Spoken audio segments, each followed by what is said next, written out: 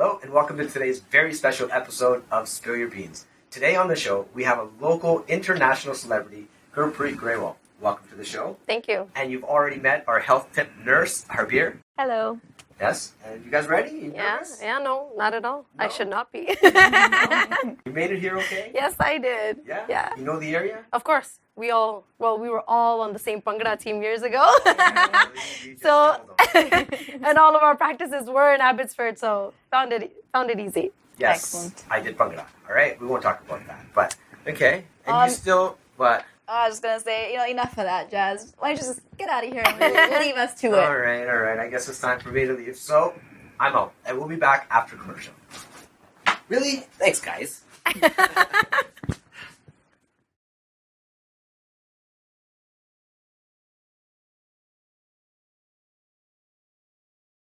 Hello and welcome back to Spill Your Beans. So Gurpreet, you mentioned an exclusive interview. How come you don't do interviews? It's exclusive because I've gotten approached to do interviews before, but I'm always on the other end. I'm always, interviewing like artists or celebrities, but being on the other end, I don't know, it never like dawned to me. I don't know, I'm not the type of person that likes to talk about myself, so I'm just kind of like, it's okay, I'll pass, but yeah. But Jazz was very adamant, so I'm like, okay. And plus the name of the show is so cool, Spill Your Beans. I was like, whoa, I gotta get on this. Are you ready to spill your beans? Oh, hell yeah. Excellent. So why don't we talk about how this all started for you? As you know, but maybe our viewership doesn't know, I'm originally from Queens, New York. That's where I grew up, went to school. I have a degree in theater and communications. And I was 7 years old when I did my first glasses commercial, which was like the coolest thing ever because I was 7 years old. Wow. And they're just like, yo, put these glasses on, right? And I'm like, okay, what do I have to do? And they're like, just put them on and then just pose. I was like, yo, this is easy. So I did that. And then after that, I always took on acting as a hobby because it was always something that I wanted to do. But it's interesting on how people always have their own way of like, I want to be an actor because, I want to make the money. I want the fame. For me, it was an escape because I guess growing up, I grew up in a household where my mom was a single parent. So she would be working day and night. For me, it was an escape. I wanted to live anyone else's life other than my own. So then acting became a hobby and then eventually it became a career path. Excellent. Yeah. Speaking of a career path, what are some of the things, some projects that you have done or currently doing? Well, I've done about 5, if I'm correct, Punjabi films I've worked on. And so my first Punjabi film that I worked on was Jag Jiunde Aande Mile with Harbhajan Mann. The second Punjabi film I did was Yara O Dildara. I did a guest appearance on Mirza. And then I was opposite Binu Dillon in Gippy Grewal's film Best of Luck. And then I also was in the film opposite Mukuldev, a Bollywood actor, in Jimmy Shergill's film Hero Naam Yaad Rakhi. So that's the 5 Punjabi films that I've done. As well as that, what brought me to Vancouver was working on Red FM. So I'm also a radio host. I've been doing that for 10 years. And then it just keeps going. I must say, every time I hear your voice on Red FM, it's like, there's Gurpreet. And it's amazing because it's like, wow, I knew you from so long ago. I hear you on the radio, and now here we are again. And, over the course of all these years, we've gone different paths, but we've reconnected now. Yeah. And it's just amazing to hear your path and your journey so You far. know what? When I first, actually how I got into radio was family wanted to move from New York to Vancouver, so we came to Vancouver, and then I was like, okay, let's start applying for jobs, right? So I applied for a job, and I actually initially went to Red FM, applying to be a host, an anchor on TV. So they're like, oh yeah, we're opening up this radio station. I'm like, yeah. So, I'm talking about TV, and they're like, we'd like to test your voice and stuff like that. And I'm like, yeah, but that's something I'm not interested in. But eventually it just led there. So the first 3 months when I went on radio, I was like, so I have to sit here and talk to myself in a room? Do I look like I'm psychotic? This is crazy. I can't do this, right? But then it's so weird. After those 3 months, I fell in love. Like Nice. it's like being on radio is just, I look forward to it. And the moment I come to work and I go on air, it just brings me to life. It doesn't matter how tired I am, if I'm sleepy or whatever. The moment I go in there, I blast the music, and that's it.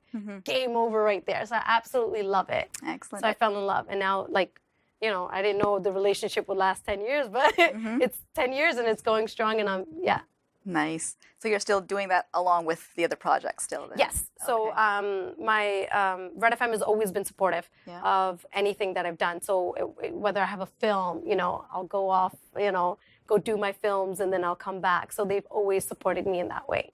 Excellent. It's really important with a career as diverse as yours. 100%. Yeah. Yeah, I agree. Perfect.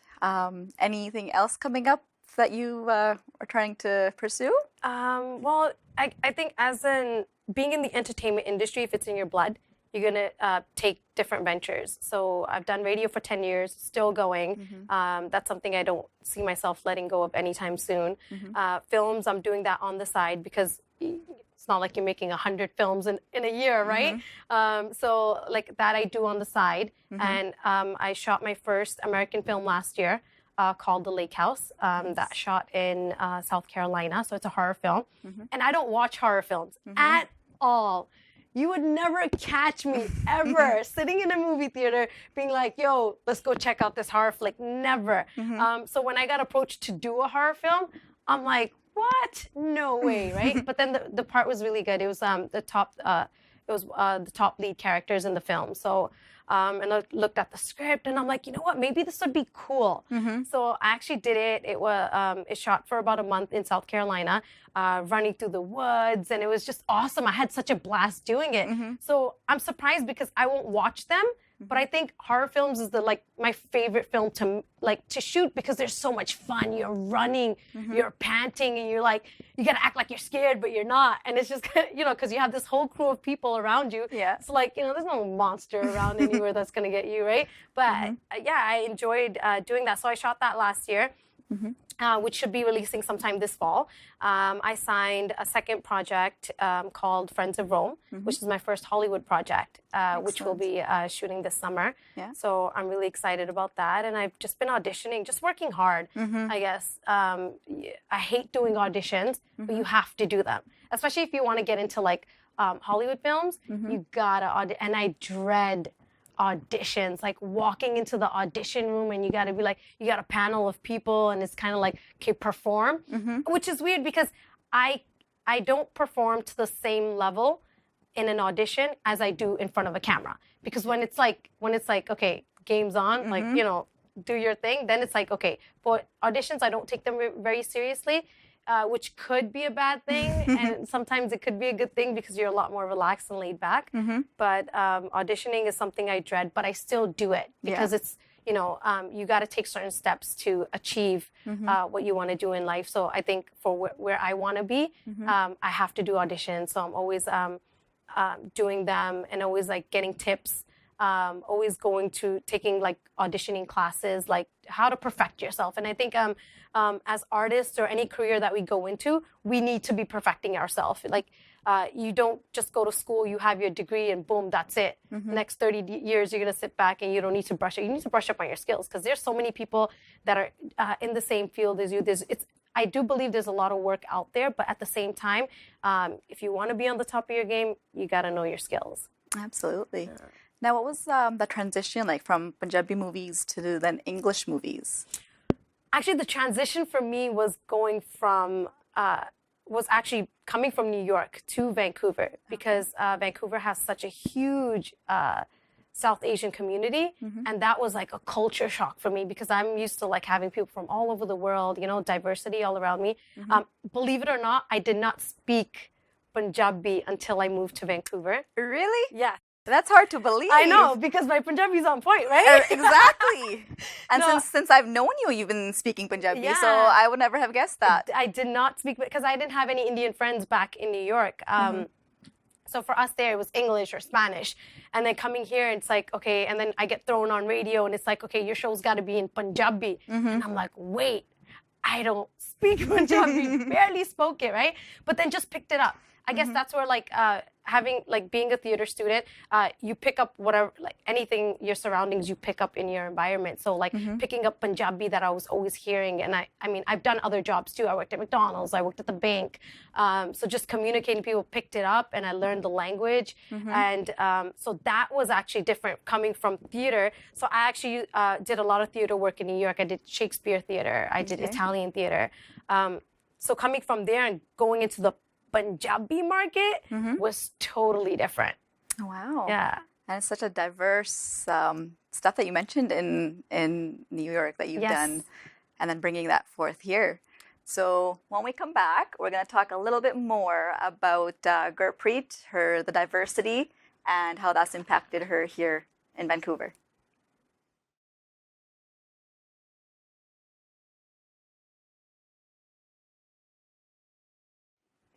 Hello, and welcome back to this segment of Spill Your Beans with Gurpreet. So we're going to pick up with, we were talking about diversity and languages, and you mentioned that you just picked up Punjabi. How do you do that?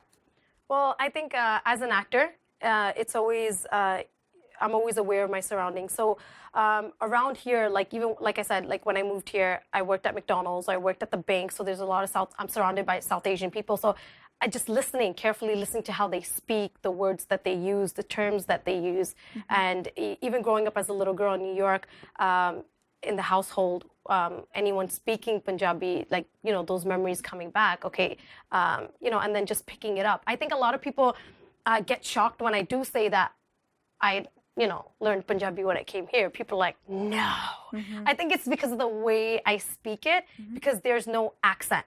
And the reason why there isn't an accent is one thing that I've observed is that American English is different than Canadian English.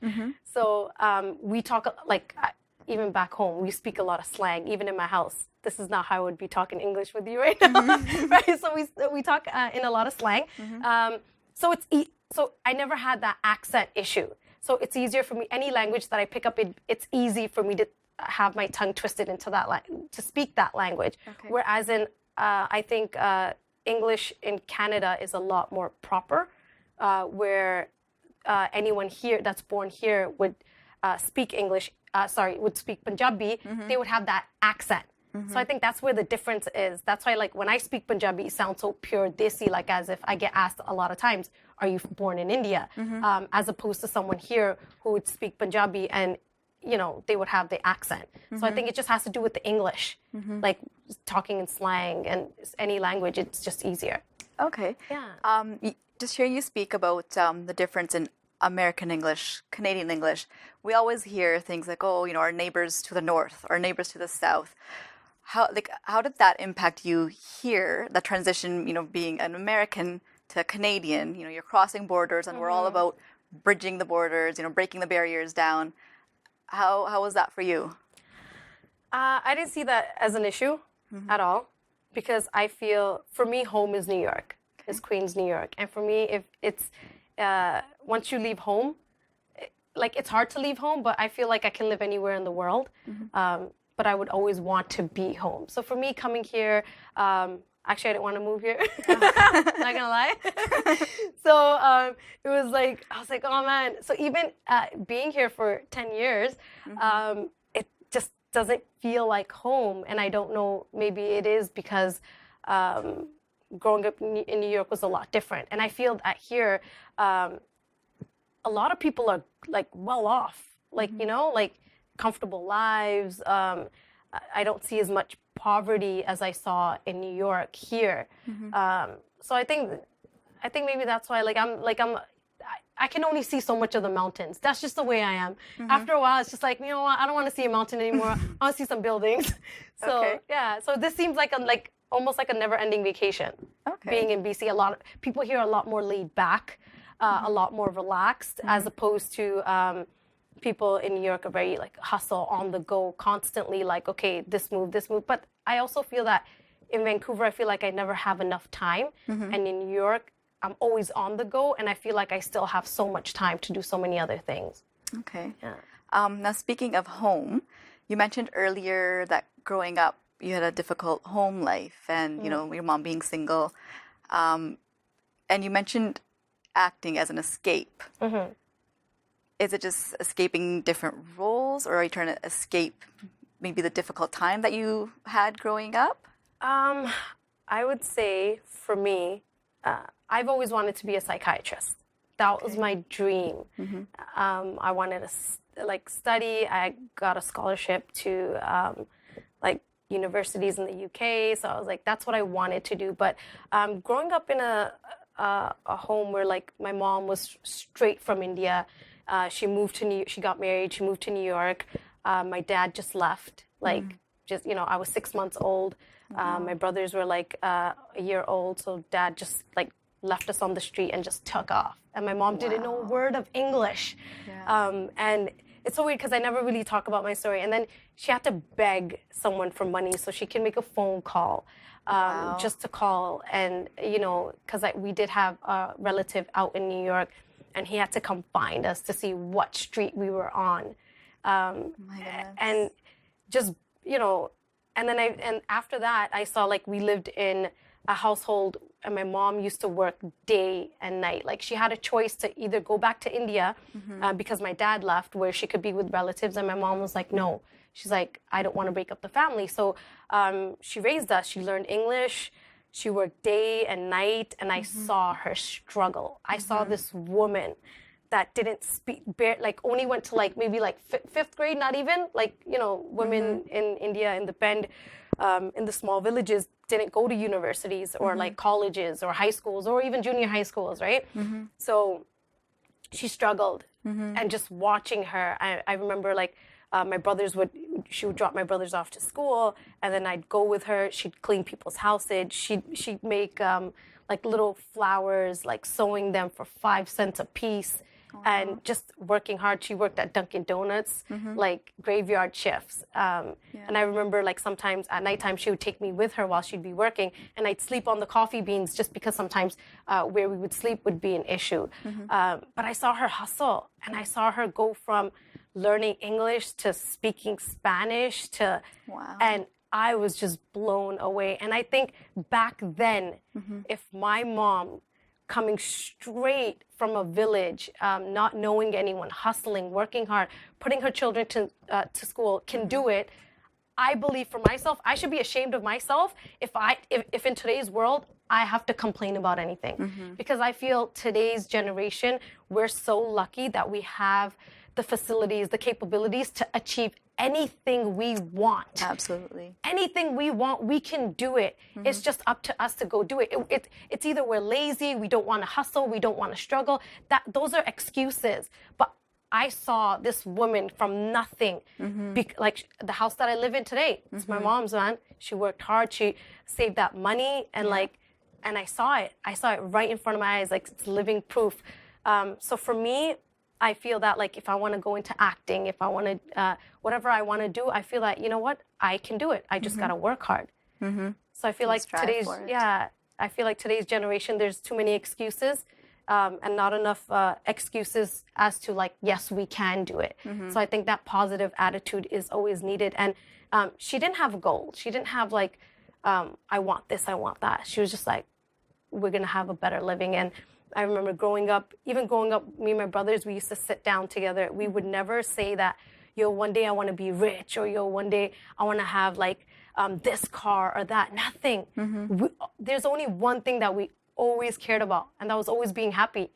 Whether we had a little bit, whether we went to bed hungry, we were happy. We'd always play these little foolish games, or, we didn't grow up with having toys, so we had to invent how we're going to pass time. So that's what we did, but we were happy. And I think for me, even going into the entertainment industry, I know a lot of people listen to my radio shows and they say that, oh, you love to make people laugh, and it's not intentional. I mean, I feel that every minute of our life that we have two choices. Issues are always going to be there. This world's full of problems. You have a choice. Either you deal with it, put it past you, and don't waste that minute being sad about it, crying about it. Just because you finally have a time to laugh and smile. Why not live that moment? Absolutely. So powerful message there. That's how I look at it. Yeah. Anything that happens, breakups, relationships, you're losing money, you're in debt, your car broke down, your parents are divorced, or anything that's happening, there's always something good that's going to come out of that. It's all about how you look at it and perceive it. Well said. Just a question about when you mentioned the struggles with your mom and how that was an impact for yourself. Do you feel that it was some sort of like a faith or spirituality part that helped you guys get through it? Like, was that ever a part of your household, or does it play a part in your life today? I believe in God, and I've always been spiritual. I was never taught any religion. I was never taught what to believe in or what my faith should be. But I always felt that, there's God and things will always get better, or there's a reason for everything happening. And I believe that life would be boring if you don't have any issues. Honestly, like life would be so boring if you think about it. If everything was perfect, that'd be one boring movie, right? So I feel like life is like a movie. So you got to have those ups and downs. You got to have like drama in your life. You need it. It's what makes us. It's what gives us character. Absolutely. So. Well, when we come back, we're going to continue with the life and drama with Gurpreet.